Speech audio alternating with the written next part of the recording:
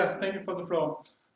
First of all, I want to start about describing the status quo. So the status quo is that at the moment politicians can set their own income, and our proposal is that we want to submit a policy that makes sure or that ensures that all elected politicians get the median wage of income in their countries.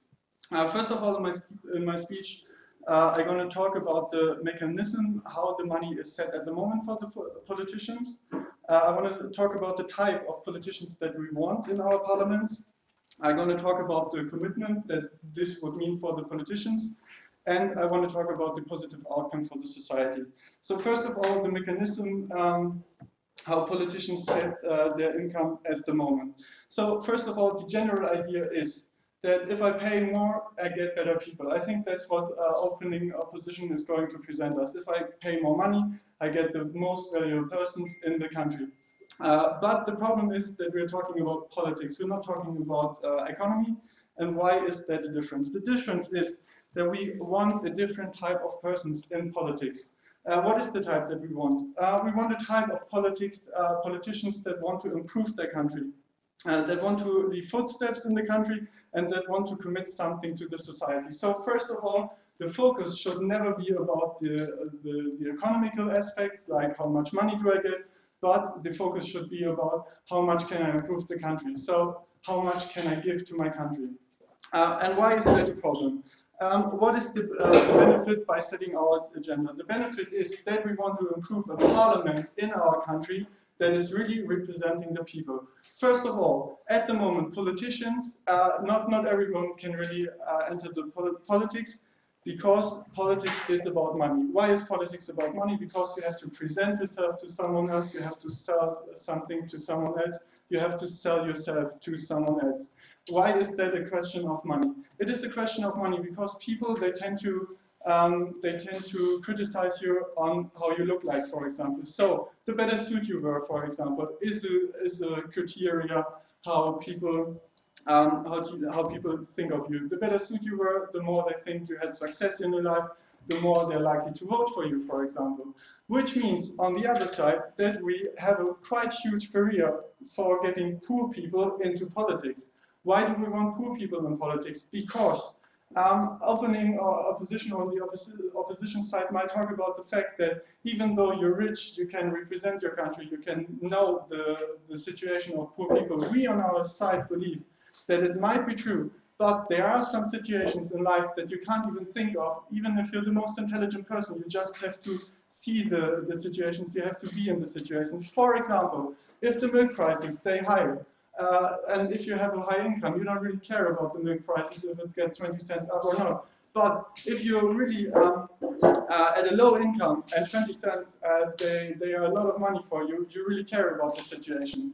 If we just have the rich people in our parliament, they don't really, they don't really understand the whole situation. And by setting or by lowering this barrier of entrance into the politician system, by lowering this barrier, we get as well the poor people in this, and we get an overview discussion about the whole situation in the country.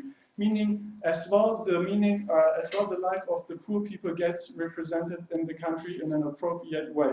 So, yeah, I take your question. Considering it's pretty impossible for, say, a single mother with a child to make a living on a minimum wage, how will the people who only have money from minimum wage be represented in the government if they now feel they can't make a living off running? Yeah, that was actually my next point. I wanted to talk about the fact why it's not a real commitment that we want from the politicians, because we think when we talk about the median income of a country, it's considered as a lot of people live with this money and they can survive with this money quite well. So obviously we're representing here money which can ensure quite a good lifestyle. So we're not talking about the fact that you're fearing hunger, for example, not at all. We're just talking about you have a certain decent lifestyle, but you don't get over it. And we're perfectly fine with it, because we talked about already the fact what politicians should be really about, and it shouldn't be about your lifestyle or your money. Next thing, what would that mean for our system? What is the good outcome for the system? The good outcome for the system is not just that we have a public debate over all the positions in the country, like the poor and the rich, but we have more money left in the system. We have more money left in the system, meaning that the state can give more money to other issues, but not to the politicians. When we pay the politicians less money, for example, we have more money for the social system. We can provide a better service to disabled children. We can improve our education.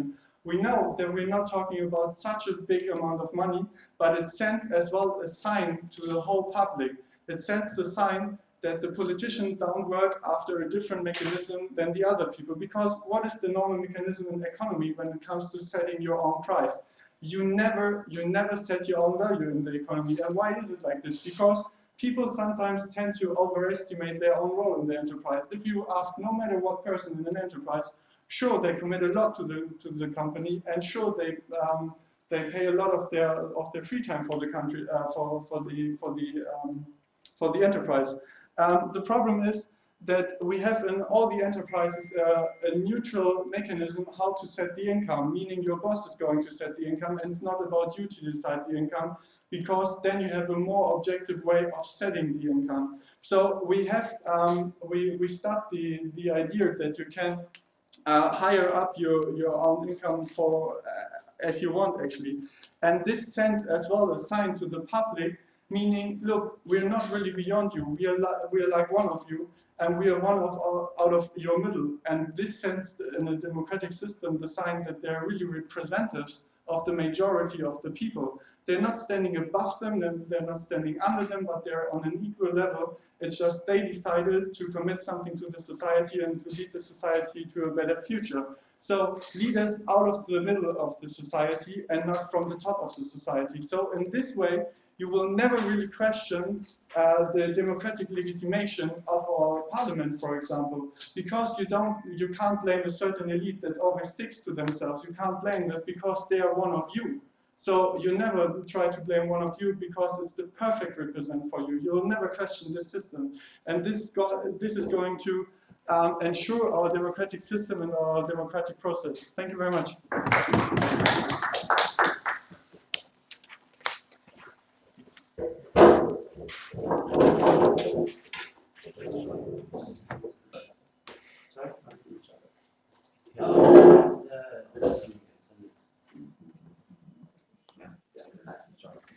Okay, I think first week, first government, call first week, first opposition.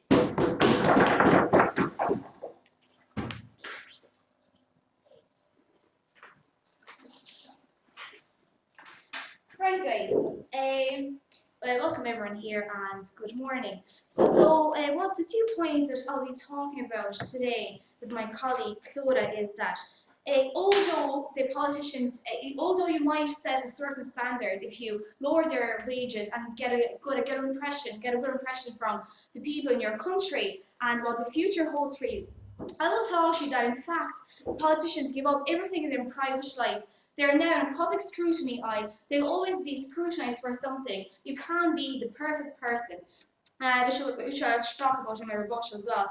And the other point that I'll be talking about is that there's a lot of pressure and a lot of responsibilities that politicians hold onto them, and then also how their families are affected by them becoming a politician. So before I do that, I just have a few points of rebuttal. So the truth is, we love it. We might love a job. You might work in an office and you completely love the atmosphere. You love the job you do. You love the people you work with. You know, you love exactly what you do. You love dealing with the clients or with whoever you're dealing with. But at the end of the day, when you come home, you always think about, okay, so when is my salary coming down? Okay, I have to have these bills to pay, have electricity to pay, I have other things to be looking after, my family. So at the end of the day, even though you will love your job, you will still care about how much you're getting out of it. So if you're getting more money out of it, of course you'll care more about the job, and of course you put more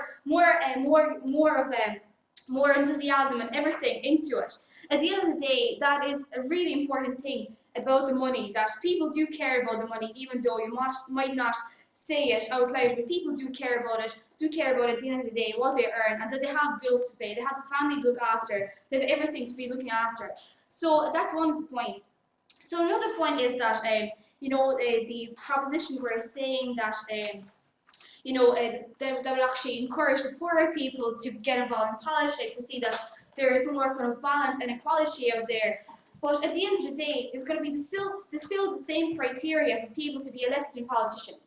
So say if those poorer people want to be a politician, they still have to go the same criteria and the same process.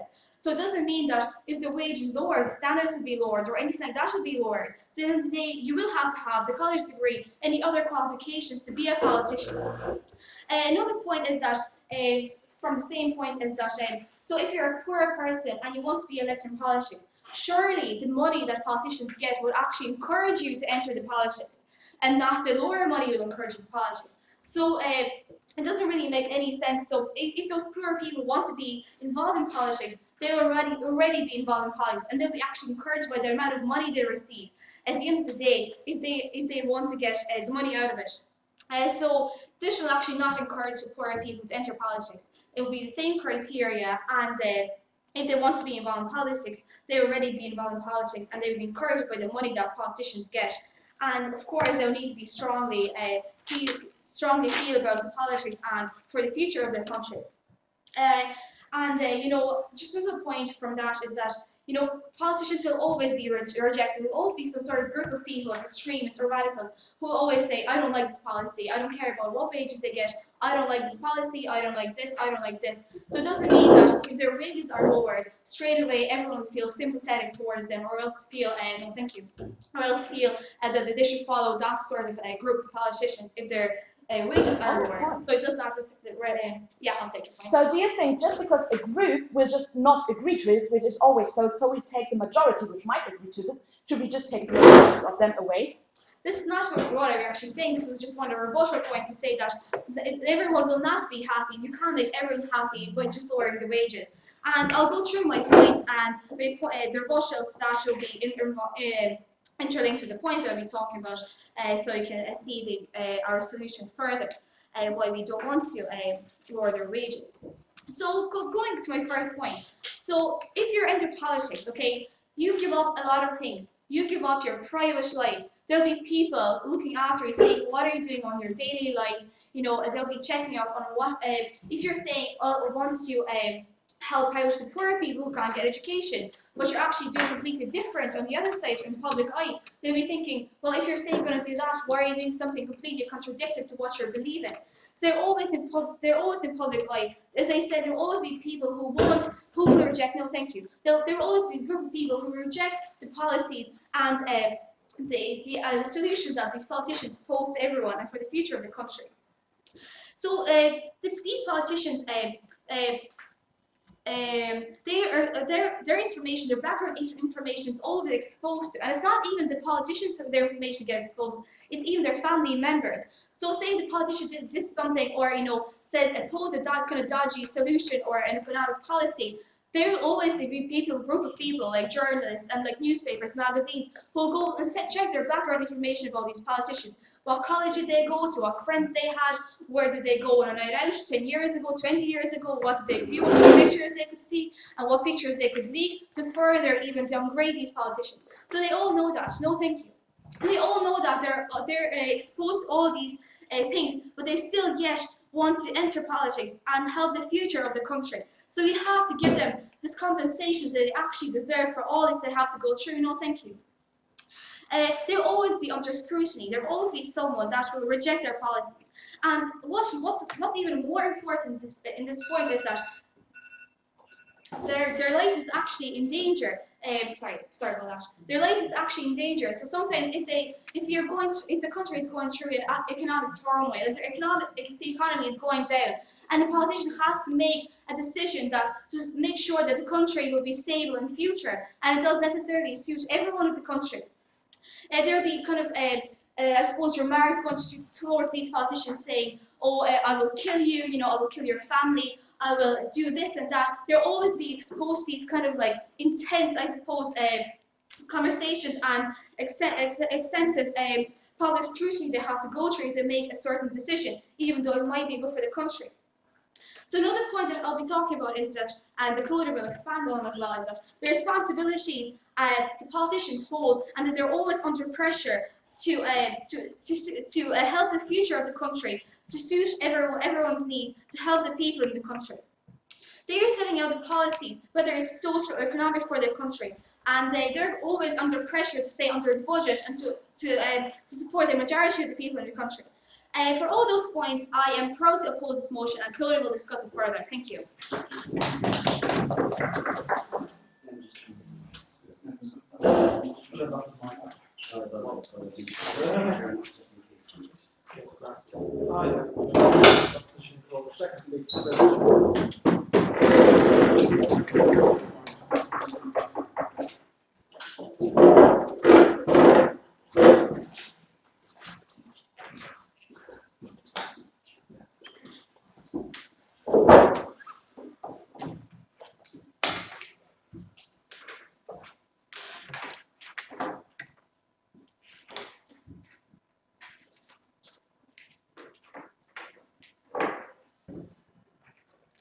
Before I explain in my speech why we are breaking with this motion the system, the self-perpetuating system of politicians who can only be politicians because they had the money to start a campaign to get into politics itself, some words of rebuttal to my previous speaker. She said, at the end of the day, I still care about money. That is true, but we're not talking about the minimum wage, we're talking about the medium wage. Politicians can live with that if the majority of the population can live with it. So in the end, there is money to care about, it's just not the top of the iceberg. And in the end, people who really want money go into economics, not politics, even in the status quo.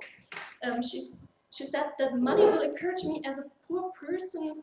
She said that we say that we want poor people to be encouraged by this motion, but that's not the case. It's not about encouraging poor people to be politics. It's about giving them the possibility to be politicians. That's what we want. And in the end, we don't want it to be encouraged. We don't want people to be encouraged by money to be politicians. Because at the end of the day, it is a hard job, and it should not be about the money at the it should not about the salary, but about giving something back to your country. And in the end, lower wages will encourage the feeling of being represented, to which I come later in my speech too. The status quo is that poor people are being excluded. Jill already told the example with the good suit. How you present yourself. If you got the money to drive from one campaign, if you have the money to run a campaign, if you have the money to spend less time on your actual job, while you, for example, run for being a mayor of a big city, that matters. If you have the networking to have dollars for your campaign, to make big advertisements and make big shows, that matters. But for you have to have the money yourself, you have to know people with money. And in the end, people know people with other money. If you have, for example, a big job in government and can give away work experience, you, for example, give it away to the sons and daughters of your friends, which, for example, won't be the poor people in the country. So we have this elite politician class, which at the moment self-perpetuates it by having money. Yeah, but still, even in your model, there will be privileged group of society that will engage in politics and wealthy politicians. Why do you think it will be more possible in your model that the poor people will be more possible for them to be engaged in politics? In the end, in the status quo, we have wealthy politicians. We have parliaments who raise their own salary. At the moment, for example, it was discussed in Germany, if I remember correctly. So with our model, the politicians will have less money. So there isn't the incentive to be a politician because of money. Sons and daughters of politicians will maybe say, I don't want to be a politician because there isn't enough money for me in that. And that is not necessarily a good thing, but on the other hand, it's more likely that politicians will don't need the money to run campaigns, because in the end, they don't get repaid for spending the money to get politicians. So if I know I won't get rich to this job, I won't spend the money to get into the job. And that is what we will change with our motion. With medium wage, one can live without problems, as I already said. But it gives a different empathy for the people I ought to represent. This is, for example, true with the minimum wage. If I work in parliament and think about minimum wage, I maybe think about, but then again, are the people really worth it? But if I directly feel connected to the wages in my country and am connected to the wages in my country by receiving the median wage myself, and maybe think about, hey, I want to raise this median wage, not only because I care about my country in general, but because I get this direct connection and my salary tells me where my country is at the moment. And if I'm not completely satisfied with that, I have a direct reminder for me to be encouraged to do that in my politics. So if, for example, the minimum wage is discussed in parliaments, I'm thinking about, okay, that is the median wage. I have that directly in front of my eye, and if I wanted to get higher, I maybe would discuss in a different way about minimum wage because I know how the people feel. For example, if the dairy prices rise up, I get to know what it feels like not to be able to drink milk every day in the worst case. And that is maybe an extreme example, but it's a lot different to experience problems yourself than to just think about, oh, maybe some of the population I ought to represent experiences this problem. It's a whole different approach to politics if you are part of the problem you want to solve, because then you are in every way eager to solve it. And we do think that the people feel represented by our motion, and more than without. If we look in newspapers and see and read discussions about, okay, the politicians are thinking about raising their salary again, I feel, okay, what are they really worth? Do they need the 2,000 euros extra every month? Is that really what their work is about?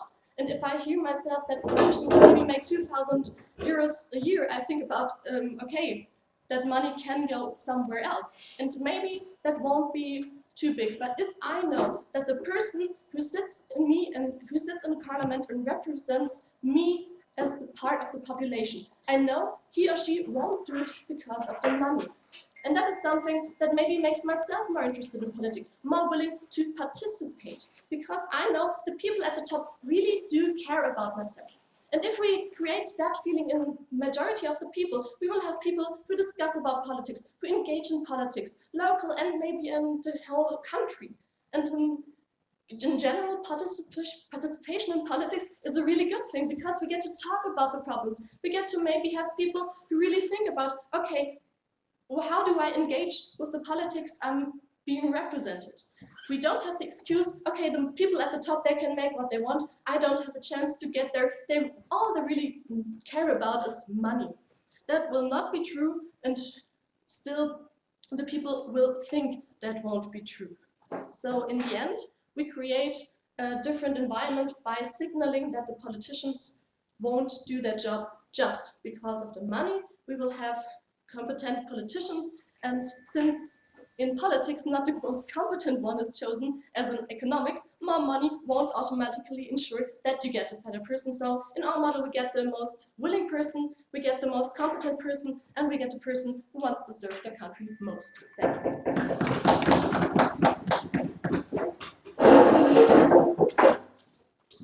I thank the second speaker first. Give one call, the second speaker.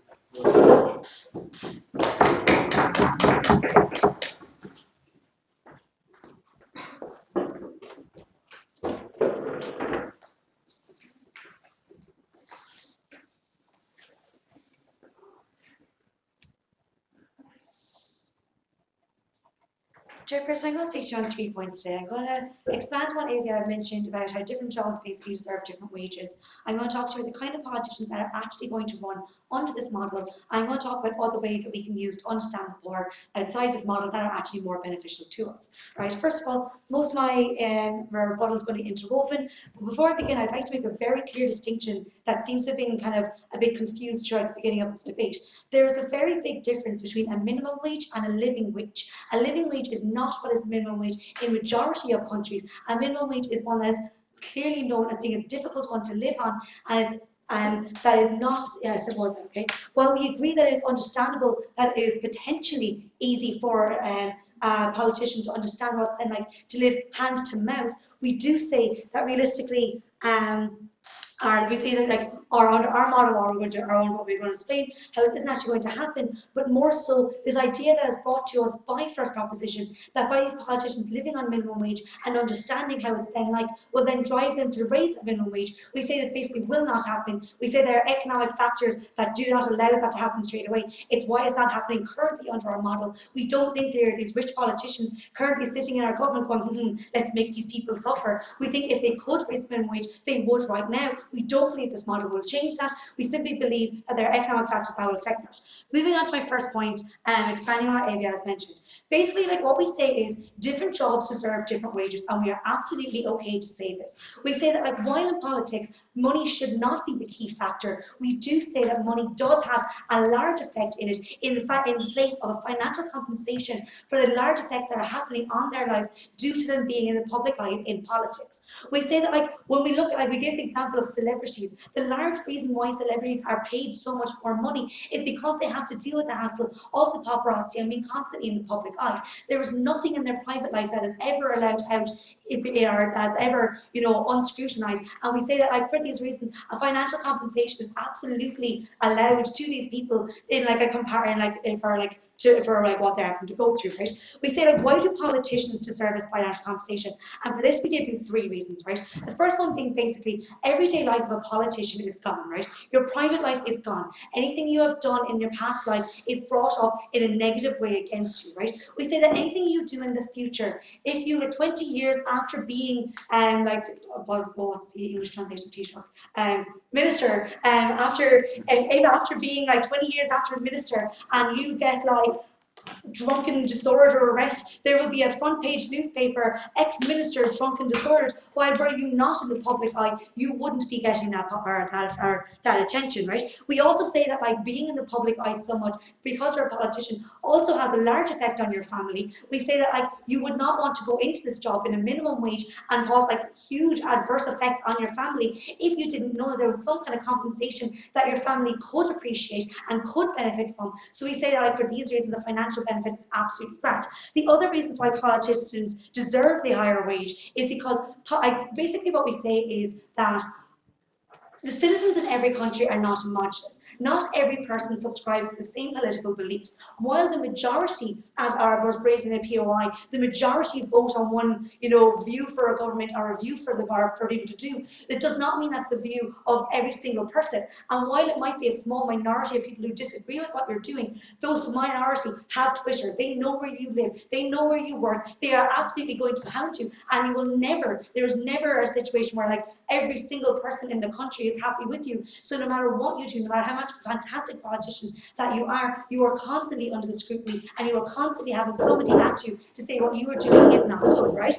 I'll take you in a moment. My last point as to why politicians deserve this money is basically due to the radicals. In extension of my last reason, basically there are people who will take it a step too far. We use the example of Brian Cowan, the ex-minister in Ireland, who during the banking inquiries has now come out to say that while he was minister, he received a letter or a post package with a rope and a noose and a letter saying hang yourself. We say there are people who do take the extremes, who do take the radical, and for these reasons a financial compensation is absolutely deserved for this. Okay.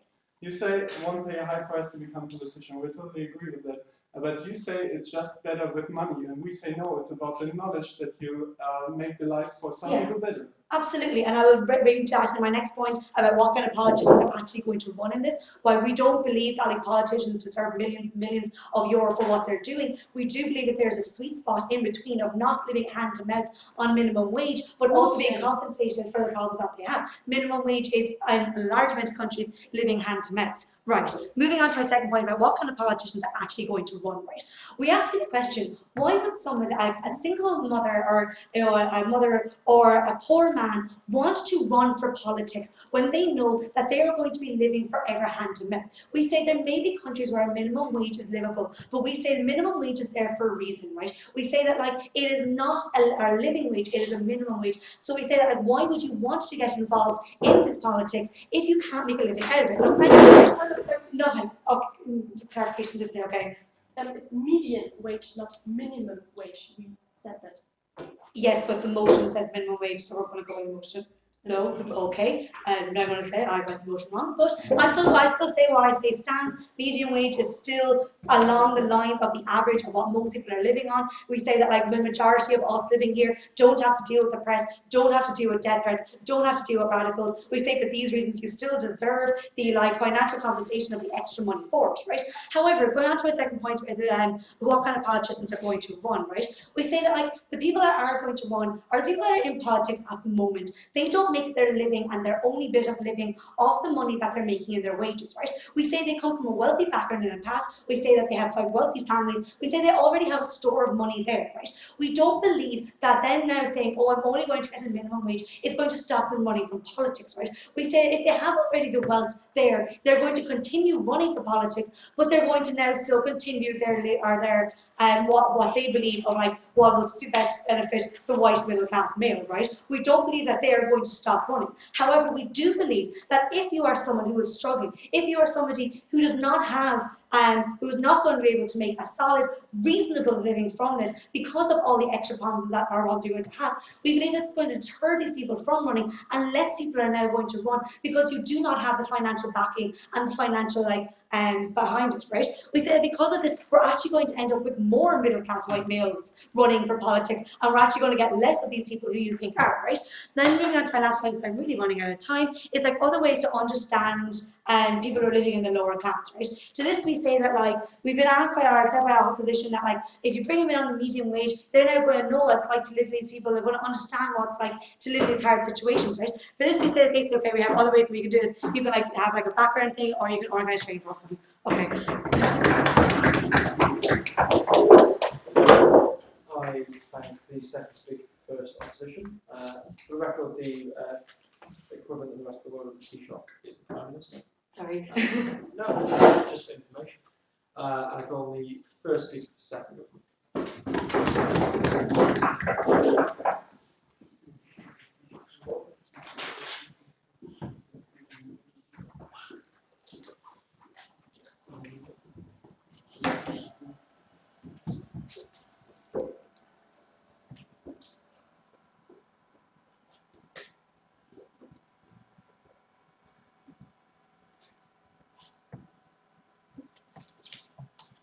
Honourable Chair, apparently the opposition has some misunderstandings about the word minimum, median and medium wage. And I think that kind of explains some of their arguments, which I don't want to put in focus anymore, therefore. I think this confusion might come up by the fact that the government didn't define very well what's the definition of a median, and they kind of let it unclear whether how it behaves to an average. The average is counted or calculated by summing up all wages in a country or in a group and dividing it by its members. The median is calculated in a completely different way. If you have a group with 9 people, for example, you will take, and you order them by the wage, you will take the wage of the 5th person. That's the median, by the mathematical definition. This has some serious implications in the whole debate. For example, if you have this 9th person, which is obviously the richest one in this scenario, and you make it an income billionaire, it won't change the median. That is very important for the whole situation, because politicians are influenced by the elite, typically. And they, opposition agrees on this point, often look for financial gain and try to influence, to increase their income. Now, if one of the elite tries to influence a politician to become even more rich, the politician doesn't have a motivation to comply to this. In fact, he hurts himself if he does, because if one in a group earns $1 million per month more, that typically means that 1,000 people have to earn 1,000 less in the same period. That's a typical scenario you can see in a lot of situations. If a tiny majority becomes richer and richer, while the majority becomes poorer and poorer.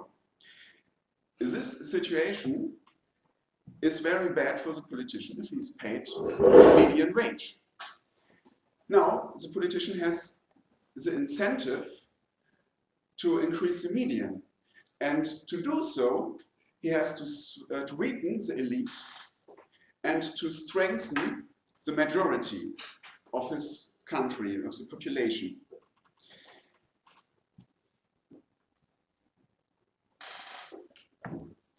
And the best thing to do this is to increase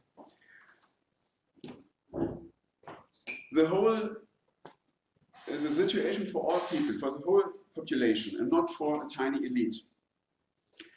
It is much better for a whole society if there are a lot of people in the upper class, and not, or in the average upper class, like wealthy, but not ordinary rich.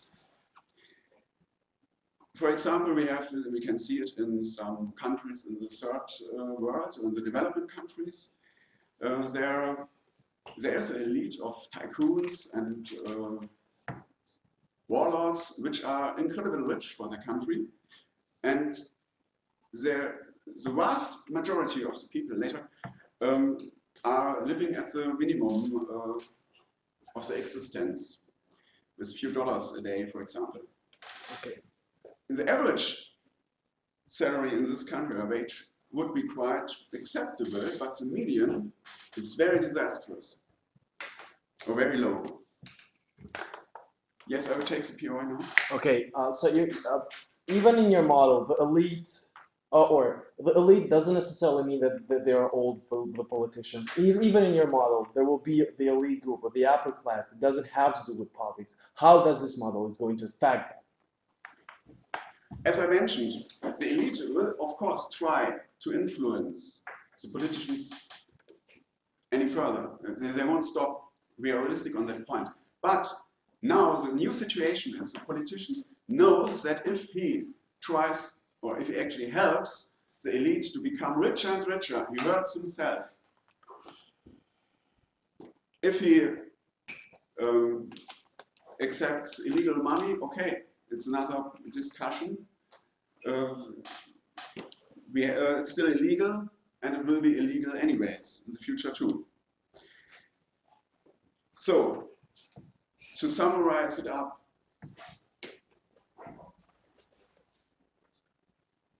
in the current discussion, the specific word of median wasn't set in the focus, but it's important to do so, because the median has, in the kind how it's calculated, a mechanism which has a strong incentive for the politician to strengthen the whole economic in his country and to strengthen the situation of all people, especially the poor one, and to create a great base of wealthy people.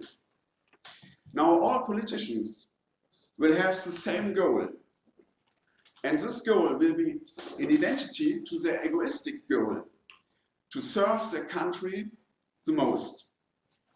And its identity with the egoistic and the altruistic motivation comes by, if everybody in this country is wealthy, I will be wealthy too. And we think it's the best motivation you can give to a politician, and therefore we beg you to propose. Thank you very much.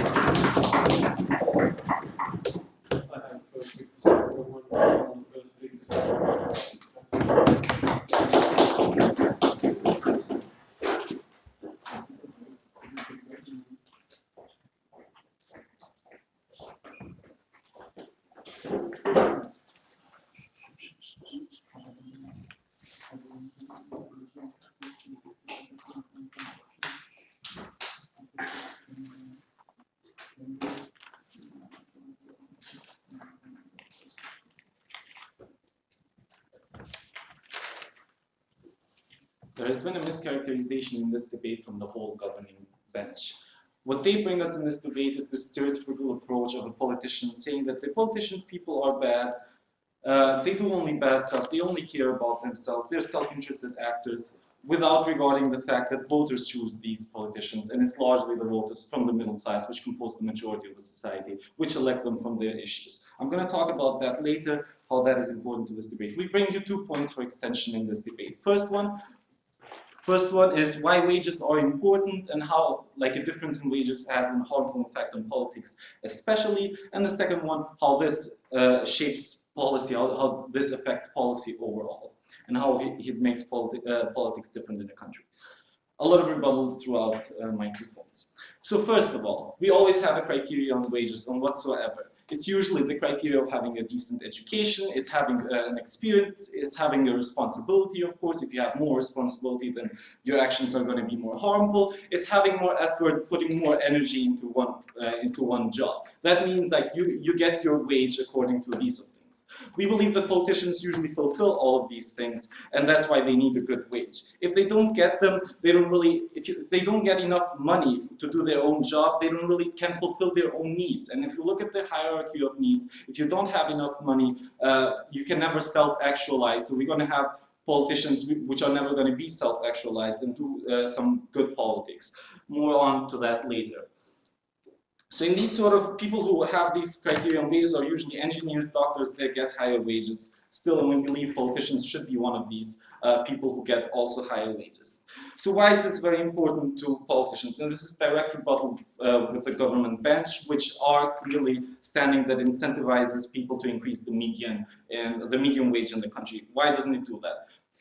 I'm going to talk about 2 types of politicians: elite politicians and new politicians. So how does this affect elite politicians? Elite politicians who already have been in those sort of places without this policy being enacted already do have a lot of money. And if we think that these politicians are as bad as they say, if we go into the assumption that these politicians are self-interested actors who only care about their own money, then they can find very easily other ways, especially in developing nations.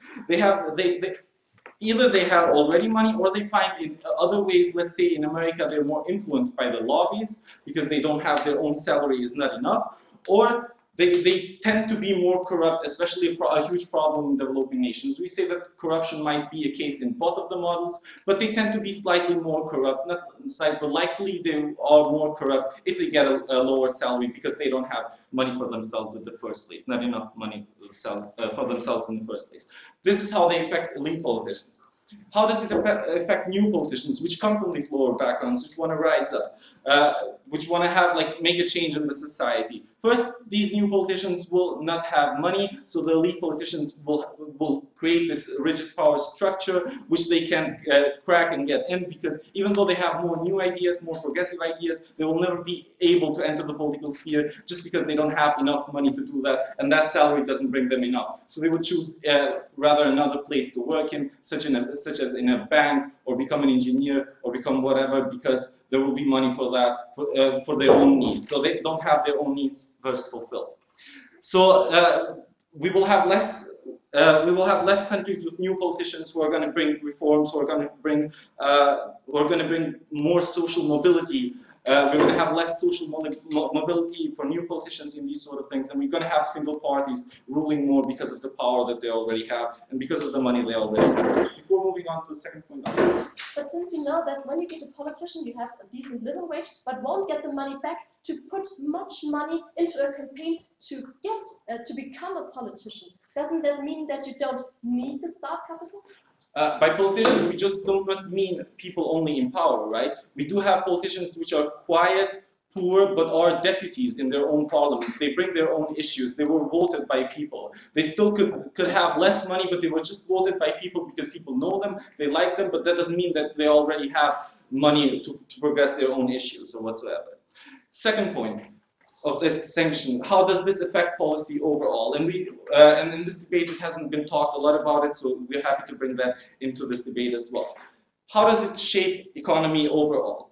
If we assume, like the government bench products, that politicians are self-interested people who only care about raising their own minimum wage, that means that the government as a whole will be more economic oriented than in any other sphere. Why is that harmful? Because nowadays we have a lot of environmental policies which are not being enacted specifically because of the economic damage that they do. These are this is a dichotomy. Environmental policies are always mutually exclusive to economic policies. So we will have people more, for example, going against environmental policies and being more economic oriented. So things like drilling in the United States, which are very harmful to the local populations. Things like fracking, for example, in Romania or whatsoever, which are very harmful to the nature, to the place where people live there, to the local populations, will be more likely to happen because these politicians will care more, as they say, about their own living wages. They want to increase the wages. They will just like fuck up the whole environment, but they will be only economic oriented. I'll take this one. You have 5 seconds. The politicians do it today already, harming the environment. Sorry, too late. Too late, sorry. Yeah, Because they are forced by the elite now already. So the situation won't change. But as I said, the elite is more likely to stay stronger in your side of the house because they already have the money, and you will not have in your model new politicians which are going to come in and change somehow the elite because they're not going to have money in the first place.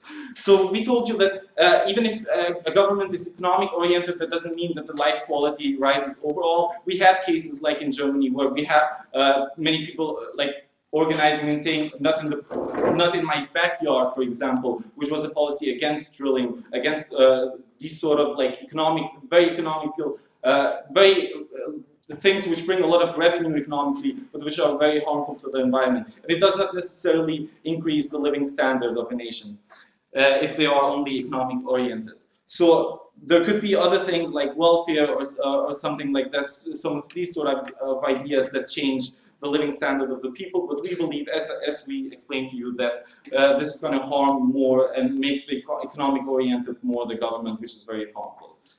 We urge you to vote.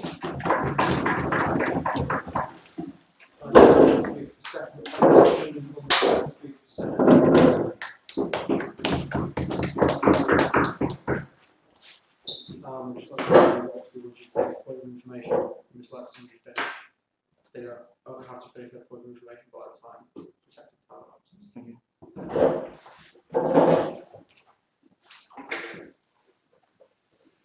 May I start? Yeah, go for it. Honourable Chair, I'm really glad to sum up this debate for some proposition, and in my debate I will be talking about 2 main clashes. Both are involved with the incentive of going in, and first the incentive of why you get in, and secondly the incentive why what you are going to change when you are in there. So first of all, I'm talking about the incentive to when people now start to get into the politicians. What we outside government are standing for is that people who are now going into the government are less likely to only do it for the money incentive, because we think if you're just doing it for the money, you're probably not suited mainly for this, because if you only care about money, you would probably go into economics and not politics. Because we believe that politics is such a different thing to everything else, because politicians are what the people who are actually able to change something in a nation, who are mainly able to make things better for other people. And therefore we believe that politicians do not fit into the same criteria as the other jobs, and therefore we should talk about them getting not as much money in order for them to have an incentive to go in, to change something in what they believe and for their ambitions. So we want them to go in there to change something. So there are more ambition, they will work more, they would be more likely to give up their life, because they are actually, they put in their education for this, they really want to do this.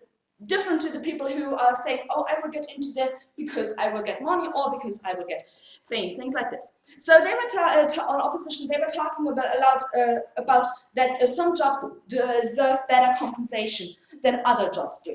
But as I've already said, yeah, we agree that there are jobs that a clean lady cannot get as much as a highly educated engineer. But again, politics is something so different, because of the high influence it has on the whole society, and therefore we should involve them, and therefore the point forwarded about their everyday life being gone. Yes, this might be a problem, but if you have the right devotion, you will cope differently with them. If money is the only incentive, this won't work as well. So therefore, and the other thing, no thank you, which came up about them going into the ambitions. Who do you believe is more likable and would do a better job? The one who goes in there, going money, going to have fun, or the person who actually does it because he wants to change something?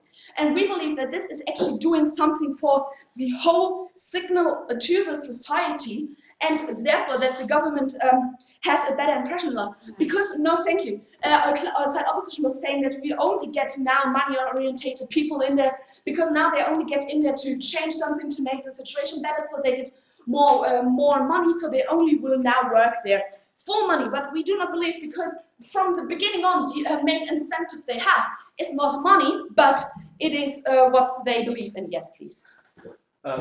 Politicians are already incentivized in the status quo to care about the people because those people elect them, and they will not be re-elected if they don't fulfill their promises. How is that any different from you? Yes, politicians are great actors. They will go stand there and say, I will be doing this, I will be doing this. But in the end, when they are catering for the elite, which we outside government see as the biggest problem, when they are only catering about the people who might influence them with money, this is a problem, and this perfectly leads me on to the motivation with which they have to change something in place. And yes, my partner has talked a lot about the difference between median and minimum, about how here you actually have to change something for the working class, for the middle group, and the poorer, but not only for the government. Because at the moment we see what makes them getting elected is the huge lot of money they get from other people, and we believe that this is a problem, so we take away the money from the politicians in order for them not having this incentive anymore.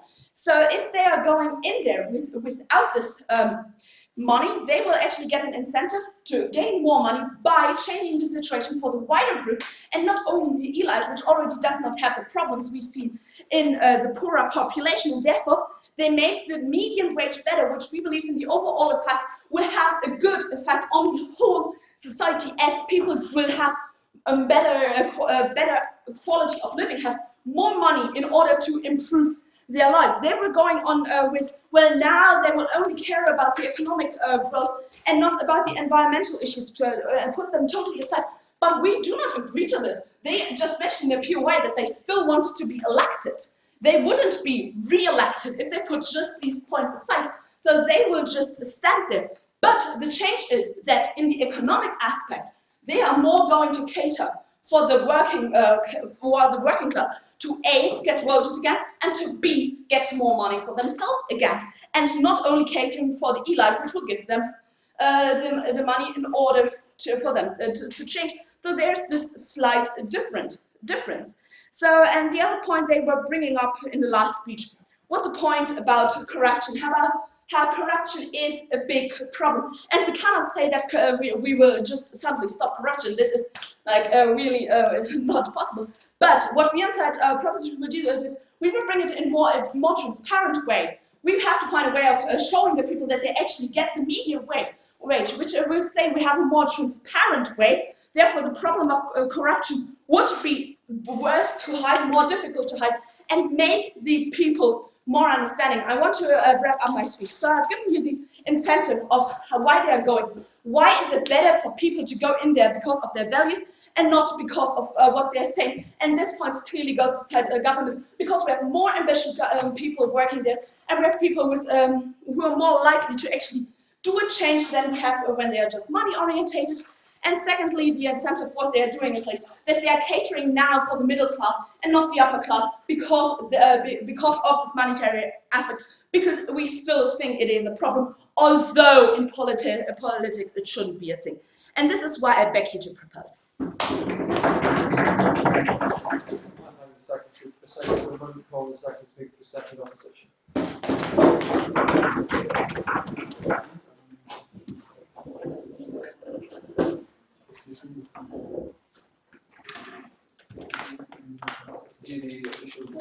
Yes, everyone okay with being officially voted out and stuff? I think pictures on this side. Only both sides are good side. Yeah. Okay, I'll get ready. Okay, if we were about to have the burden to give arguments on or to defend the politicians, the kind of politicians that the government side is trying to portray during this debate, the corrupted one, the ones that are incentivized by money, only by money in order to be in politics, or by elite of politicians who somehow fail the rich part of the society. We believe that that exists, or that will also exist, even in their model, and I'm going to try to explain that later on. Why do what I'm going to bring you throughout my speech? 2 points. First of all, why do we think the wages are important? And in comparison in two groups of politicians, as my partner already did that. And second of all, how this will affect the social mobility or new politicians, and I will extend that point more on that. And third of all, how this will shape the policies, the economic policies of within a country. First of all, some points of rebuttal to the government side. First of all, the opening government brings this idea of how there will be more possibilities for the poor people to be engaged in politics. But we don't really see that going that way. First of all, I'll give the POI and say that even in their model, there will be rich people, a privileged group of society that will be engaged in politics. So they will have the money to engage in politics. So we'll have the power and they will have the lobby to be engaged in politics. So we don't see that how is that going to be changed. We don't see that those people, those rich people, are going to be less incentivized to get into politics, because sometimes we know that they have some political backgrounds that somehow incentivizes them to get into politics. So we don't see how poor people will have more possibilities. Moreover, they give this idea of how with their model the politics will not be about money. We say, as a rebuttal, we say that it will be much more about money than it is, but in a dark side of politics. Why do I mean with that?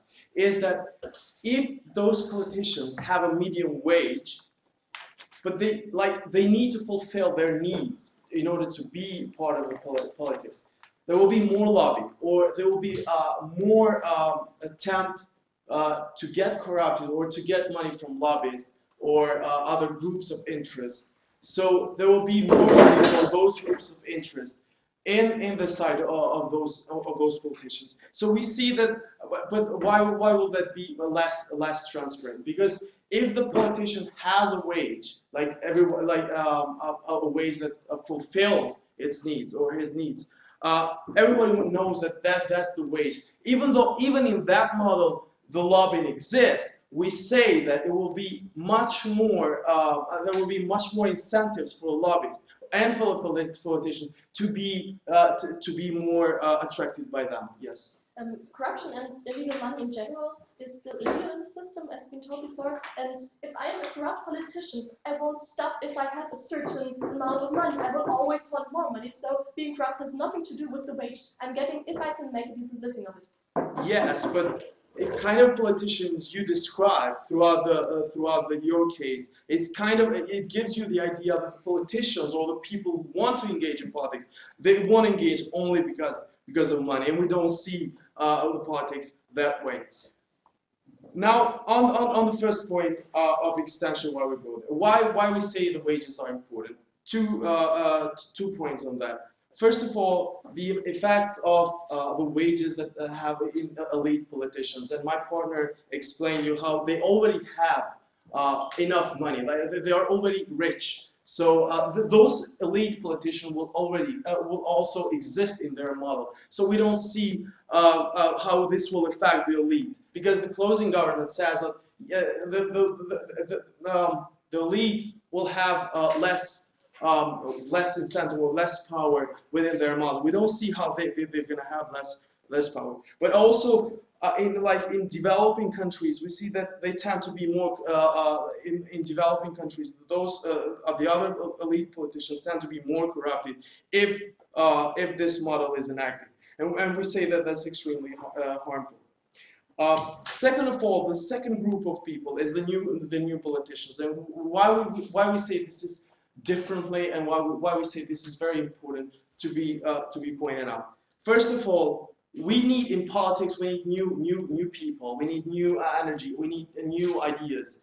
But with this model, we say that we won't have. Why we won't have? Like experts on the field, experts in economy, experts in other fields in politics will be less incentivized. Why they will be less incentivized? Because they have already established themselves as very specialized people in specialized areas, and they want to get enough money to live in decent life as they've established themselves. Until that moment, we will have less of those people incentivized to get into politics.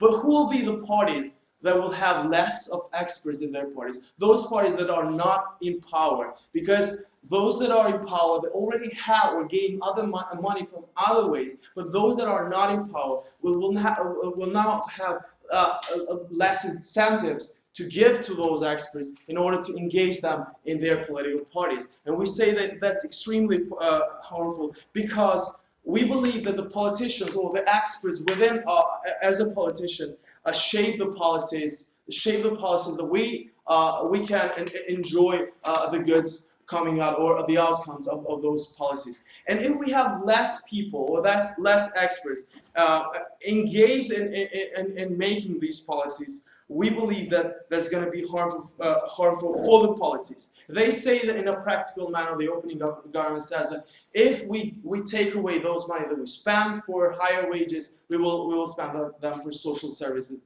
and for other services. We believe that the politics doesn't really work that way. The politics works on establishing policies in order to do those things, not only getting some money from some people in order to enact a policy. We believe that by having less experts, we will have less policies. We will have only to spend those monies. We will have less new policies in their model.